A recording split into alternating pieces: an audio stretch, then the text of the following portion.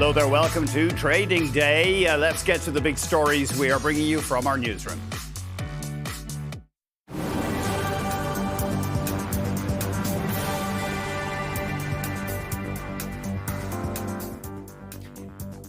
Canadian retail sales fell 0.2% in October for a second straight month of declines, led by a drop in clothing as well as food and drink.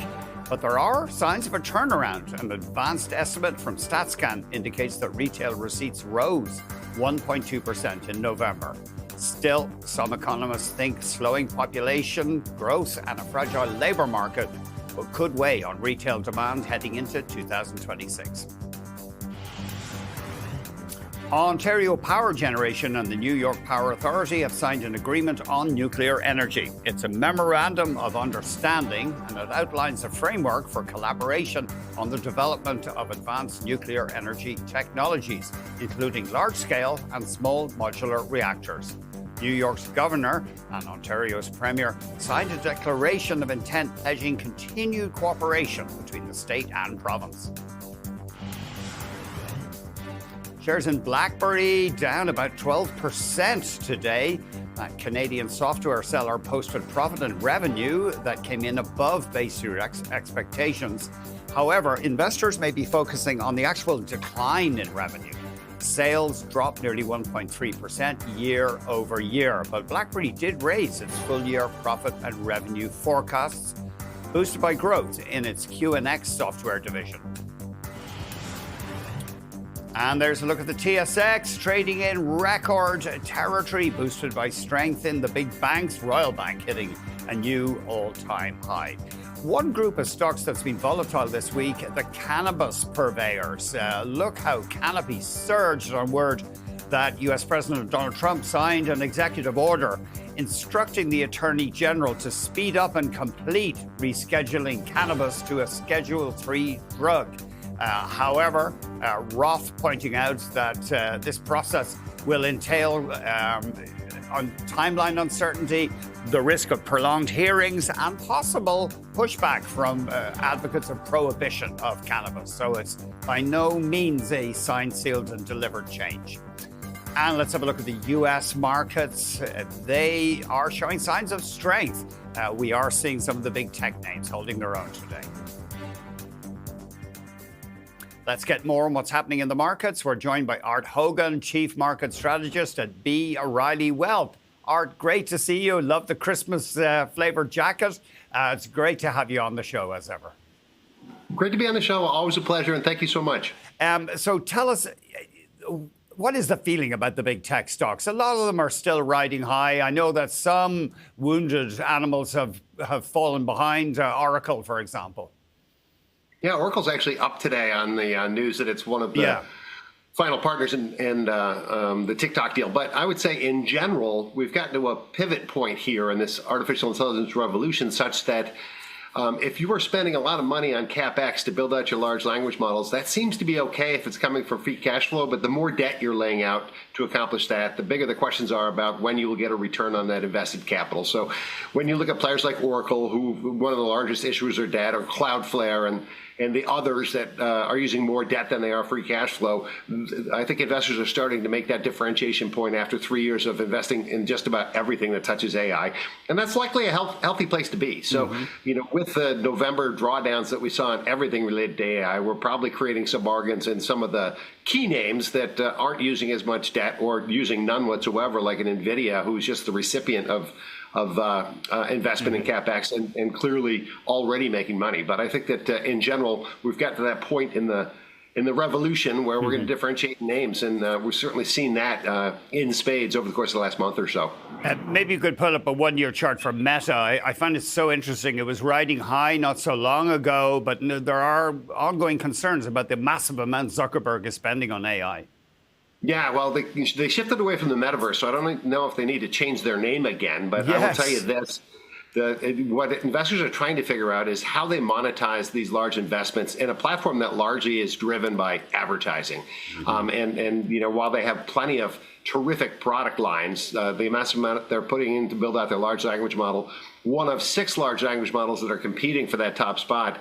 Meta's come into question as to their ability to monetize that, and I think clearly that's going to be the question that people continue to ask next year as we go from the phase of development and building to the phase of actually collecting on those revenues that you spent.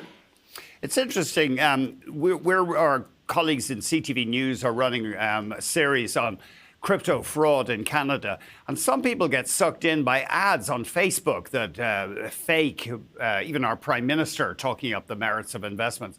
The reason I bring it up is it's interesting that Meta seems to dodge a bullet, though. They don't seem to get caught in presentations for allowing these ads to run.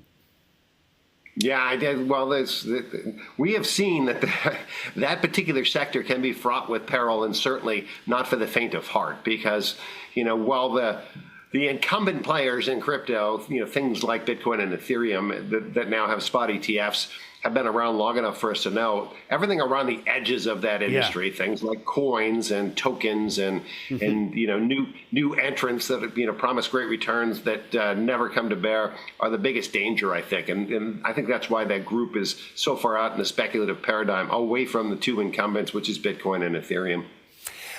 What trends have you been seeing in earnings? Anything jumping out for you, Art?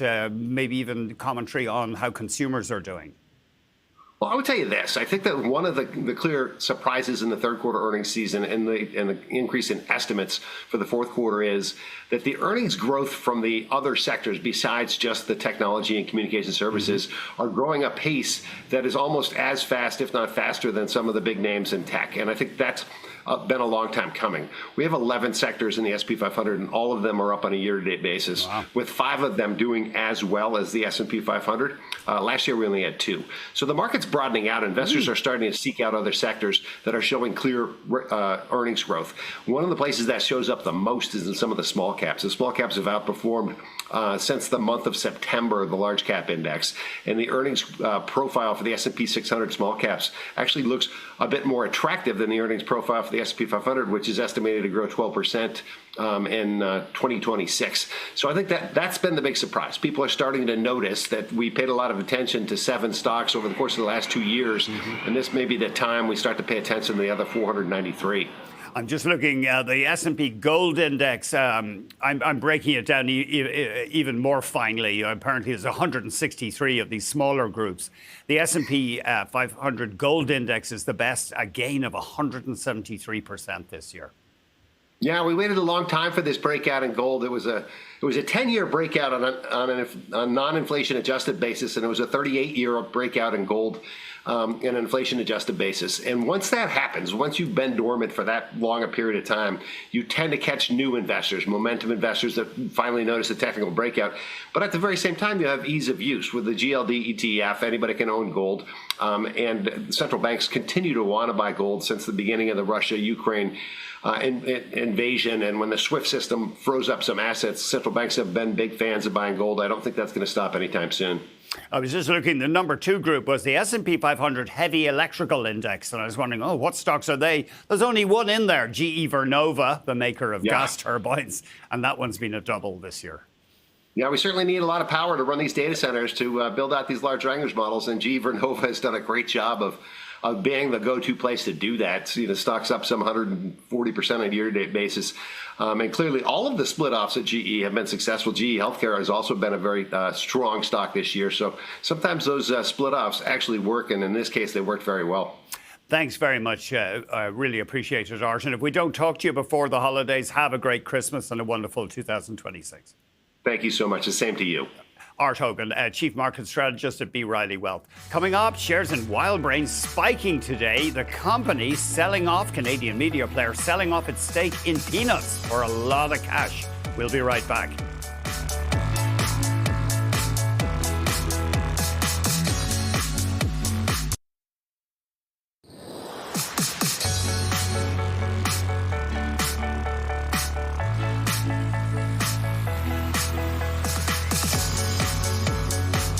Shares in WildBrain have spiked today. The Canadian media company is selling off its stake in Peanuts to Sony. Let's get more from our own Lindsay Biscaya. Lindsay. Yeah, it was crazy earlier today, Andy, to see shares going up about, I think at one point it reached 42%. I just checked a few minutes ago. It's at 29% right now, but that's still such a jump for this company. Yeah, 29% at the moment. Now, this company, WildBrain's selling its 41% stake in Peanuts to Sony for $630 million Canadian. So big deal here. This means Sony will be taking an 80% stake in the company. The other 20% stake is still the family of the creator of Peanuts. And this comes after WildBrain acquired Peanuts in 2017 for $345 million. So this is only a few years later we're seeing this big move. And of course, for people that don't know, Peanuts is the creator of all those characters. I know you love them, Charlie Brown, Snoopy, and that's been introduced back in 1950. And WildBrain, of course, is the company behind the Teletubbies, Strawberry Shortcake, which is a popular one these days. And WildBrain saying these funds that they're getting today, so $630 million from this sale, they're going to put back into their company to continue to expand things like Teletubbies, Strawberry Shortcake, expand its digital footprint as well, and also eliminate 100% of the company's debt, leaving more than $40 million in cash surplus still. So this big deal still has to be closed, subject to regulatory approval. So we're still waiting for that to happen.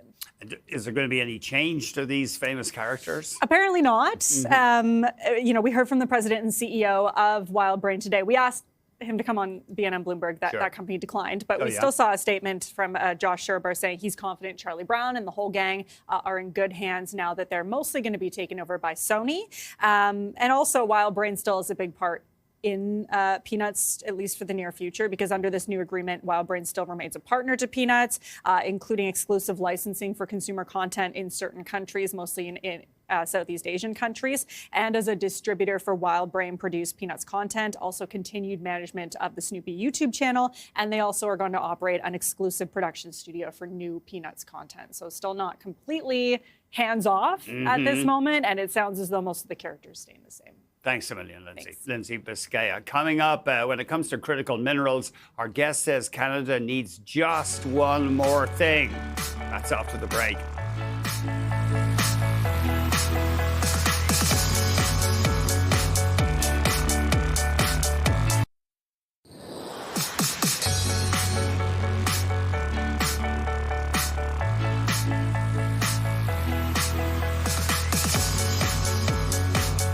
An Alberta clipper roared through Saskatchewan yesterday, dumping more than 10 centimetres of snow onto Saskatoon. Great news for some people in the ski business. CTV's Alison Bamford has more. This is what Tom Wilms calls his hobby job, essentially playing in the snow, pushing, packing, and piling. And that's the final touch. Saskatoon's Optimist Hill opened this week, a little behind last year. This year's been a yo-yo. It's warm one day, cold the next day, and it's hard to really make good, efficient snow. Virtually all the snow on the hill was man-made. The rest brought in from parking lots around the city. The more snow we get falling out of the sky, the less we have to make and pay for. Like the weather, across the country, ski season can be a mixed bag. In Banff, almost all of Sunshine Village's snow comes from the sky. A fresh dump this fall allowed for their earliest opening on record, November 2nd. The sooner we can get skiers and snowboarders onto terrain, it packs it down, and it just is really good for the base. Further east, a few December snowstorms have hills in Wentworth, Nova Scotia, reaping the rewards. Right now it looks like mid-February here in Wentworth, so it's by far the best start that we've had in a long time. Research shows the ski industry is facing shortened and more variable seasons due to climate change, but resorts believe these early starts typically translate to strong seasons. Kids come out with their ski gear, their new ski gear at Christmas, and the vibe just keeps going into the season, right? Back in Saskatoon, even a slow start to the snow hasn't hampered excitement. Everybody's so happy to be outside. Yesterday's blizzard closed Optimist Hill. Today, it's the cold temperatures that skiers will have to contend with. China is by far the leading processor and refiner of rare earth metals. That's seen as a strategic threat. A US-led international partnership has emerged to challenge that dominance. What will the new order look like, and how can Canada be a winner here? Let's dig deeper with Ian Mitchell, head of mining at Gowling WLG. Great to see you. Thanks very much indeed. Thanks for having me, Andrew. Do you think this really will translate into building of factories and refineries on the ground to challenge China, or is there just a lot of talk and statements of intent? I'm actually cautiously optimistic at the end of 2025. I think I might have had a different response at the beginning of the year, I think, when we talked. I think the developments this year with sort of the G7 Critical Mineral Action Plan coming into play in the summer this year over June, and then the announcements yesterday from the provincial and federal government on the one project, one process sort of collaboration to reduce the barriers. I think those two things combined sort of give us some hope, give me some hope at least, that the talk is sort of moving into a framework now that will actually allow us to implement some of this. I know this is a very broad question, but I've heard it said that the Chinese have built up such a lead in expertise that unless we start poaching their experts, maybe we'll resort to that, it's going to be very hard to catch up. Agreed. There's sort of the resource and the capital required to sort of build the refineries and the projects, but the human capital is something sort of people tend to forget. I was talking to one of the lithium experts from Chile. It was a year ago, and that was his biggest suggestion was you need to find the people, you need to find them where they are, and you need to get there now because there aren't that many of them. And so I think that's going to be a big component of things as they move forward, and we're going to have to figure out whether we're poaching those people from China or if there are enough people between sort of the rest of the developed world to figure that out. But I agree, it's going to be a challenge. Kind of reminds me, remember the Venetians had a monopoly on glass blowing and they were desperate. I think they'd murder you if you tried to smuggle the secret out. You're in the camp that says really Canada's standing in its own way with the endless regulatory challenges and legal cases that hold up developments. Yes, that's sort of where I was, I think, at the beginning of the year.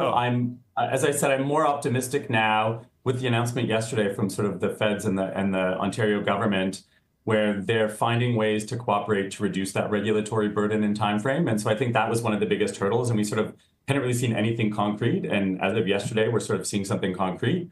I think the challenge is going to be actually seeing this implemented in 2026 and seeing that regulatory burden and time frame decrease. Again, we're not looking to decrease the requirements to build these projects. We still need them to, sort of to meet very strict requirements. But what we don't need is overlap between the feds, the province, to just extend that time frame out. So it looks like there's a plan in Ontario with the feds right now, and I'm hopeful that will help to see those project timelines come down, which means costs come down and certainty starts to go up. As you know, Bill C-5 gives the cabinet, or really the Prime Minister's office, powers to override a lot of laws to get things moving. I presume eventually, if they're serious, it'll come down to brass tacks, and they will have to say, nope, we're just not going to examine that project anymore. Yeah, well, right now projects could get examined sort of both federally and provincially, and so it could sort of double up on timeframes. This is a first step to try and minimize that. I don't know that we'll get to, we're just going to ignore sort of any material issues, and that's not really what I think anyone wants. We want to make sure that the checks have been done on the environmental, that there's Indigenous consultation, that we sort of hit all of the sort of markers that we need to check it. I think what we're trying to avoid here is duplication and running things concurrently so that we can minimize that time frame and try and get it in sort of, under a decade ideally. If we can do better than that, that would be great. But even getting it down sort of into the 6-7 year mark would be a huge improvement from where we are now. And why is it so easy to block these projects? Is it just common law has grown up over the years? And it's not necessarily that projects, sort of are always blocked, right? There's huge capital requirements. So one, you have to get the certainty to get the capital in, and sometimes projects don't even get far enough down the road for that to happen. Yes. Two, there are frequently sort of environmental components. There could be First Nations components. By and large, I find they get worked through, but that takes a lot of time and a lot of capital. And so over the years, capital has moved to other jurisdictions where the requirements have been lower. So, it's not necessarily that I don't think we will get through them. I think that it's just in the last decade, people have been spending that capital in other jurisdictions where those thresholds have been lower. And so there's been less resistance. The major projects office, it has drawn some criticism because some commentators are wondering, well, Why would you just be favoring a few projects like this? Shouldn't it be across the board? Yeah, well, the reality, I think, is we live in a world of limited resources, right? Mm-hmm. And I think the government is trying to figure out what they can do to advance projects that they think meet sort of the goals, price, demand, that where there's a demand that they can aggregate with others, where there's standards, where they think they can get it through. It's just not feasible for them to sort of, 58% of the companies on the TSXV, I think, for example, are mining companies. It's not feasible for them to sort of just say, we're going to lift all boats here. Mm-hmm. I think we have to be strategic. And again, we're looking in, especially this is all in the critical minerals, right? And so we don't need 15 rare earth projects to help rectify that imbalance you talked about at the beginning, right? And so I think it's really looking at the commodity, figuring out what we need, which projects have the most likelihood of succeeding, and then we're going to have to pick projects to back. And that's just sort of the reality of limited resources. And the federal government has actually provided a date here, haven't they? They've said that they're committed to ending environmental examination of projects in Ontario's Ring of Fire by the end of 2026. Well, I think I haven't read the entire agreement in detail yet, but the way I read it was that for the roads, there's sort of a subset there with respect to some roads into the Ring of Fire, and they've agreed to commit that they will complete their process by no later than I believe it's June 2026. Yes. To line up with the provinces. So that's a very specific one, but yeah, they've committed to get that done in the same timeline as it would otherwise be done sort of on the provincial side, to try and move that forward on the timeline the province was looking to do. Yes, you're right. Sorry. Yeah, it's the Impact Assessment Agency. They say we'll have done our work on the roads by the end of June 2026. Yeah, I don't think it was everything. No, it wasn't everything. No, I was being a bit pie in the sky there. Yeah, but I mean, for civil servants to actually give you a date, that's interesting. Yeah, because they do like to leave things vague. Thanks very much, Ian. Great talking to you. Not a problem. Ian Mitchell, head of mining at Gowling WLG. Coming up, we'll look at the latest headlines we're bringing you from the BNN Bloomberg newsroom.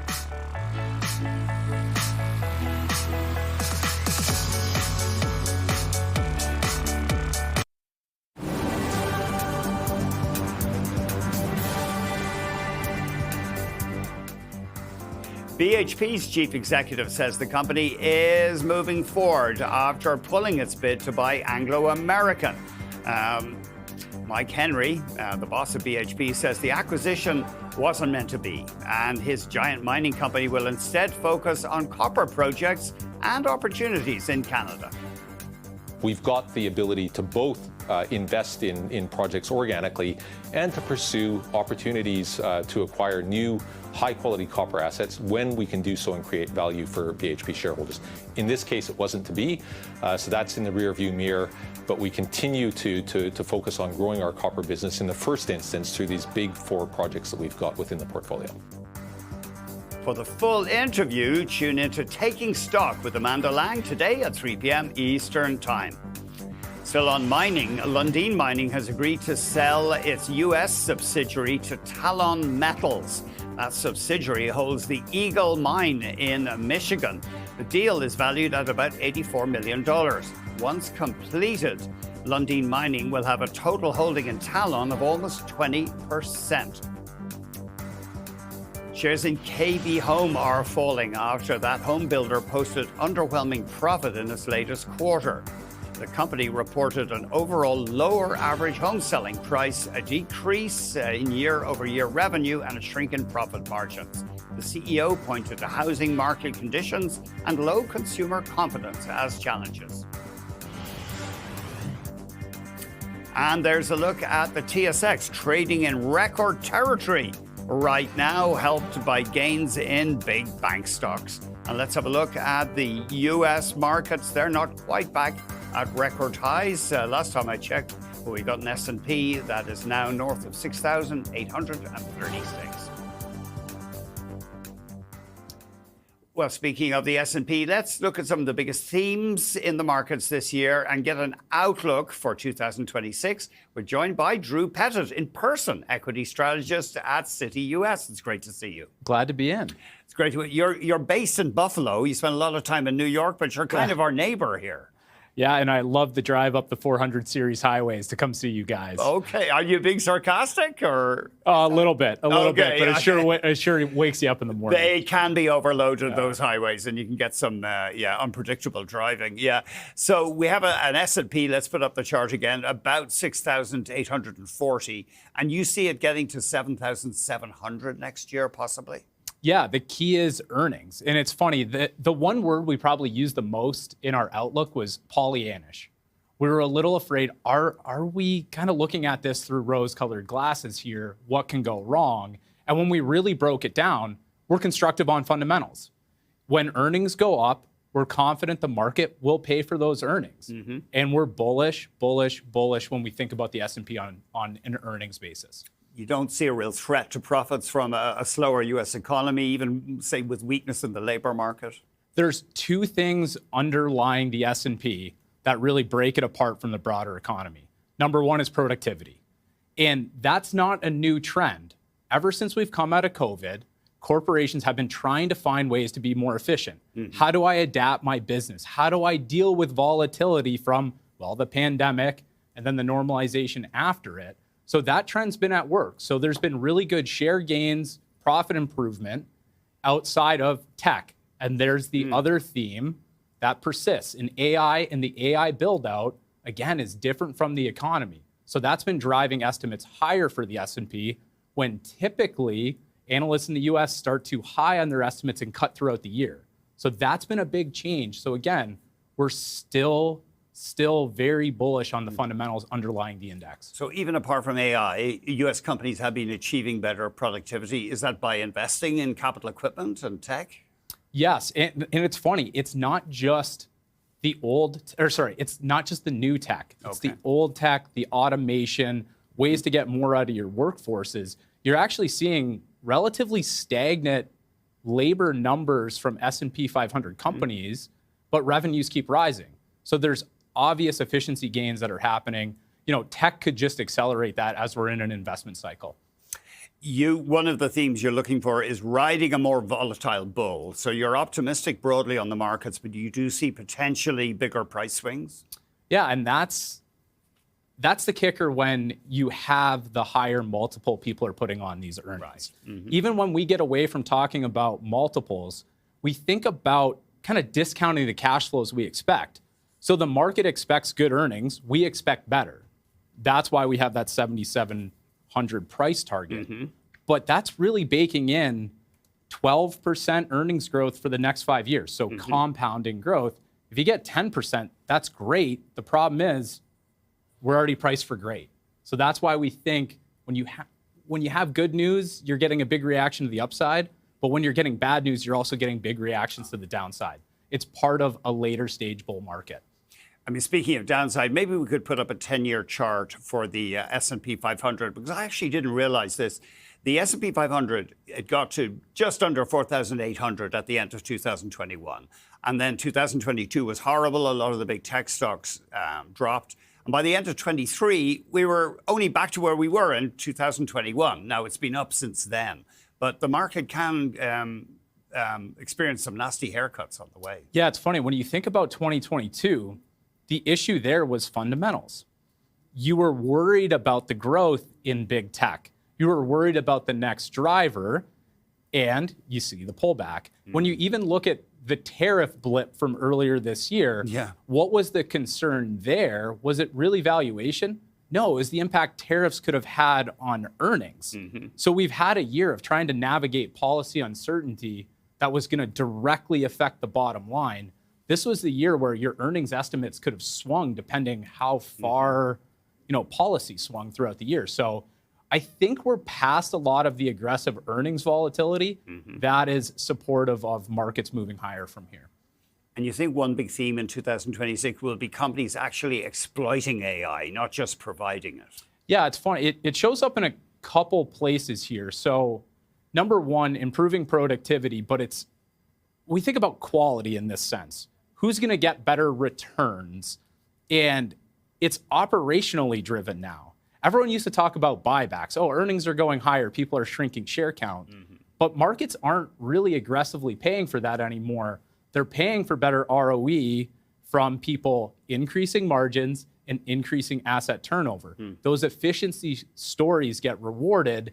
And I think more companies are going to be able to do that as we move past some of the tariff uncertainty. That's interesting. You think investors are less welcoming of buybacks than they have been, or putting less emphasis on them anyway? When productivity is a major theme and has been a major theme, when tech innovation is a major theme, it's about operational improvement. That's what people really pay for.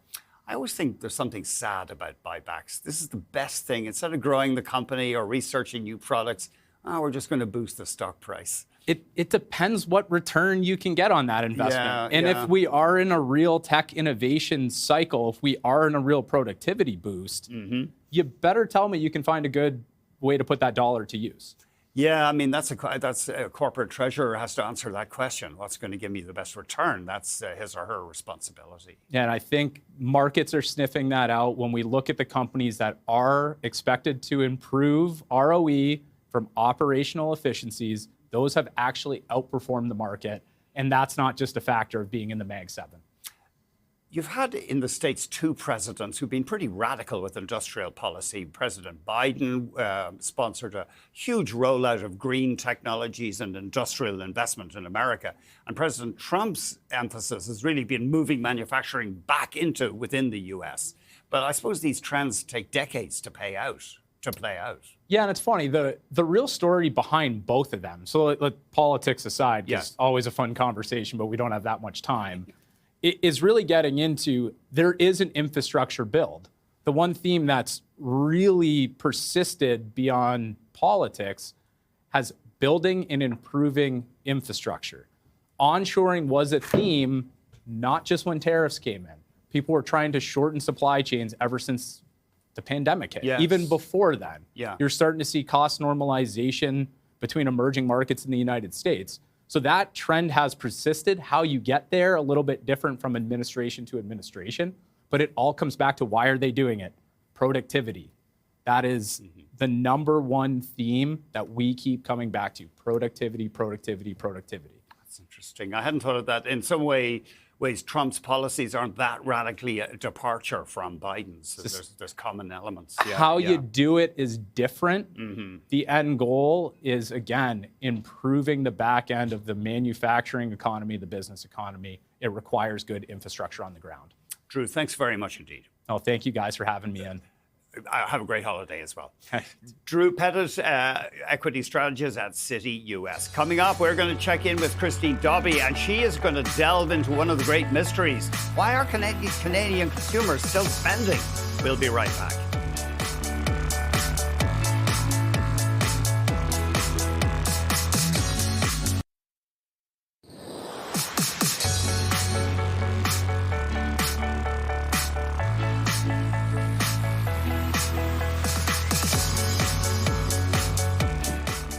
Okay, time to check in with Bloomberg Canadian finance reporter Christine Dobby. She writes the Bay Street Edition, a weekly newsletter covering all the latest news in Canadian finance and business. Christine, thanks very much indeed. I got to start. One thing made me curious. You say you're delving into the great mysteries of the cosmos, including who wears jeans on a yacht. Is that a reference to our former prime minister? I mean, it's just a question that I had, Andy, that, something, I've been thinking about this year. Apparently you can, but you're best off looking, I've been Googling it, you're best off looking for light fabrics, though, which it can get uncomfortable. I would think so, right? Yeah. And if you fall off the yacht, you don't want to be wearing jeans. Anyway, but the mystery you're trying to get at here is how come Canadian consumers are still spending despite all the threats to the economy, the disruption, the lack of business investment? Right. It's a bit confounding, isn't it? The Canadian economy contracted this year. Unemployment ticked up to 7.1% at one point.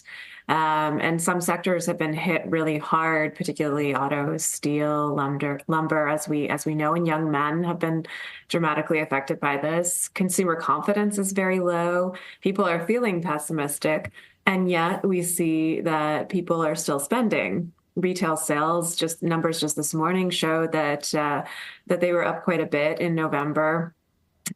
People have still been spending despite the conditions that we've been facing, and we're also seeing that people are still making their mortgage payments. Mortgage delinquencies have been up a little bit, but they're still very, very low, less than 0.25% of people who have mortgages are behind on their payments.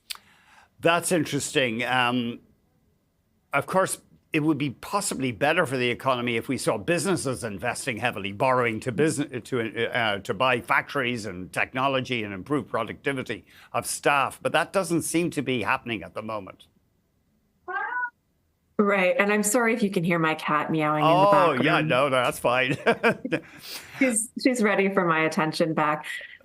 Yes, so obviously the business investment would be huge. And that's why there's some questions about whether this can continue into next year, right?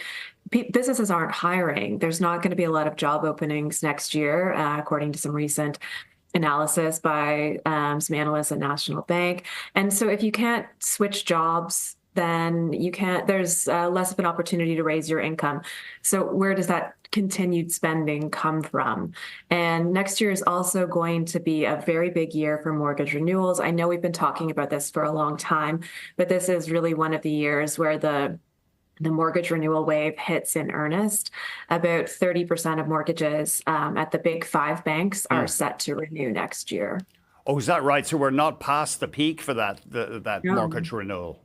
No, it's still looming, and rates have come down a bit, obviously, but from the time that a lot of people entered into those mortgages, they're up. So BMO, for example, is estimating that its average mortgage customer will face a payment increase of $150 a month. That may be manageable for some, but that's also only an average. So some people might be facing much higher increases than that.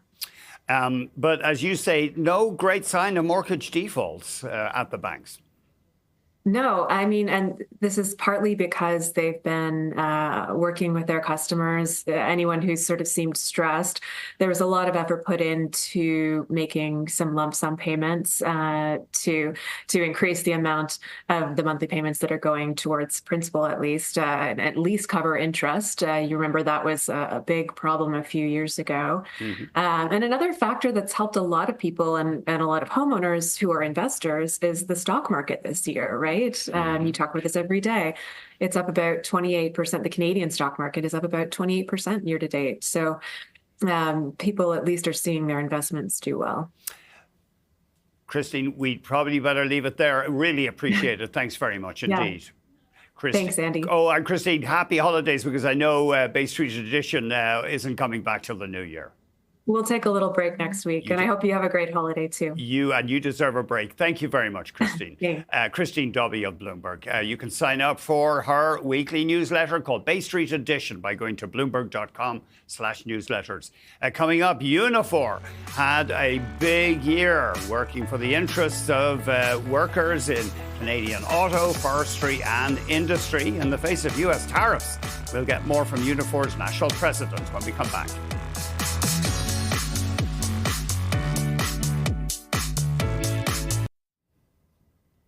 Canada's auto, industrial and lumber sectors have been hit hard by U.S. tariffs this year. Our guest is president of Canada's largest private sector union, and she says that these workers' top concern right now is job security. We're joined by Lana Payne, national president of Unifor. Lana, great to see you. Great to see you too. Thanks for having me, and happy holidays to all of you there at the show.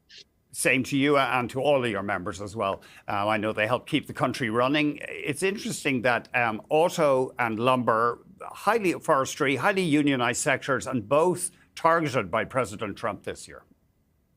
Yes, no doubt about it. These the auto sector, the forestry sector, the steel sector, aluminum, they're all highly unionized sectors of our economy. Obviously, very productive sectors of the economy. They produce, goods, but also contribute to the productivity of the nation. And it's just been devastating all across the spectrum for workers in these sectors right now.